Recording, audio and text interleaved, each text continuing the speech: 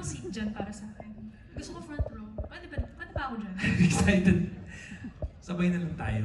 Sabay na lang tayo. You help me introduce my next guest. Sige na. Okay? Is it okay lang? Sandali lang Sige, naman yan. sige. Our next guest, okay, is actually one special guest of mine na sa akin sa totoo lang, very, very meaningful. Kasi he's one of my favorite singer-songwriters of this generation. He's one of the hottest, hottest P-pop artists.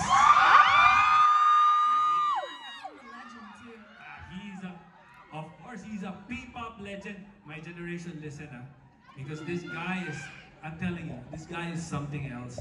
And para sa akin, probably one of the most brilliant minds, I think, in this generation right now. Ikaw na nag-i-introduce.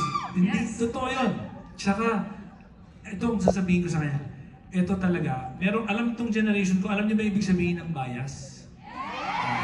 Bias. Kasi sa mga hindi, ang bias, yun yung pinaka-favorite ko. And for me, he's my bias. I think a lot of people in the audience know that. Diba alam niyo Yeah. yun, guys? Are you guys excited? Do a little bit better than that. Are you guys excited? Yeah! But Gen X, my generation, Gen Z got this. Yes. You gotta watch this guy because I'm telling you, you're gonna be blown away. Ladies and gentlemen, please welcome from SB19.